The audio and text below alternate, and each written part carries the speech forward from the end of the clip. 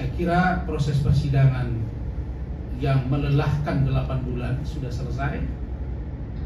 Proses menghadirkan saksi, ahli, fakta, pihak saya, pihak Hotman sudah selesai. Maka pada kesempatan ini saya menyampaikan beberapa poin. Pertama, saya menghargai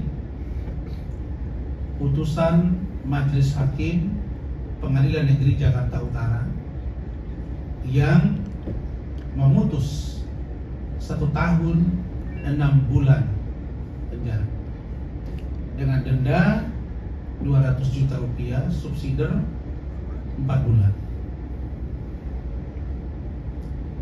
Tetapi putusan tersebut menurut saya sangat tidak relevan dengan perbuatan saya. Kenapa saya katakan tidak relevan? Karena disebut di situ saya bersama-sama dengan terdakwa Iklim Hakim. Dan Iklim Hakim dihukum 6 bulan penjara dengan masa percobaan 12 bulan. Denda 100 juta.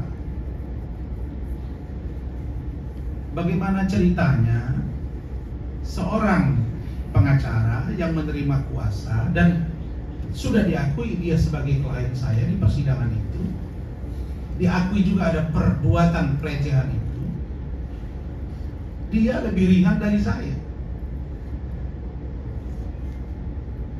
Tapi saya bisa memaklumi mungkin Ibu Ketua Majelis Pak Dian Erdianto, Hakim Anggota, Pak Sabungan Siralahi Hakim Anggota, Ibu Ketua Ibu Sofia Tabunang, ya mungkin masih ada rada-rada agak marah ke saya karena kejadian 6 Februari 2025 yang lalu. Maka saya maklumi. Karena itu saya dengan tim hukum dan keluarga memutuskan melakukan upaya hukum banding. Dan banding sudah disampaikan dan Rahman sudah memproses. Ya, putusan banding dari Hakim Pengadilan Tinggi DKI. Saya berharap putusan nantinya memberikan keadilan kepada saya. Karena kasus ini adalah kasus remeh-temeh, kasus yang bukan tindak pidana korupsi, bukan tindak pidana perdagangan orang TPPO, bukan juga tindak pidana pencucian uang TPPU, dan bukan juga penganiayaan berat, pembunuhan, dan atau terorisme.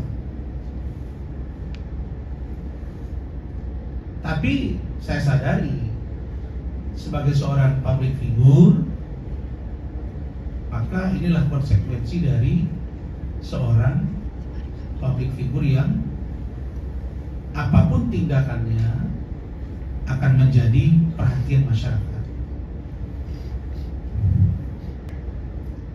Saya pada kesempatan ini juga menyampaikan permohonan maaf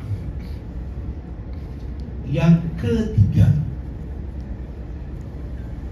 Ya, yang ketiga kepada Bapak Ketua Mahkamah Agung Republik Indonesia, kepada Ketua Komisi Yudisial Republik Indonesia, kepada Badan Pengawas Mahkamah Agung, kepada Ketua Pengadilan Tinggi DKI Jakarta, kepada Ketua PN Jakarta Utara, dan kepada Ketua PT Ambon, jika tindakan saya dan Saudara Firdaus telah mencoreng lembaga peradilan. Saya berharap di tingkat banding dan atau kasasi saya bisa dibebaskan.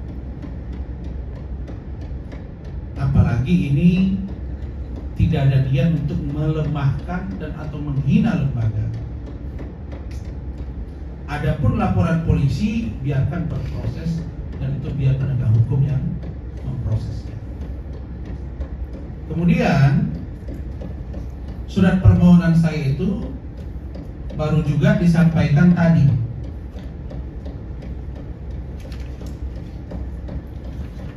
Ini surat tadi. Ini yang ketiga kali surat permohonan maaf dan minta pembekuan BAS dicabut untuk diaktifkan kembali berita acara sumpah saya.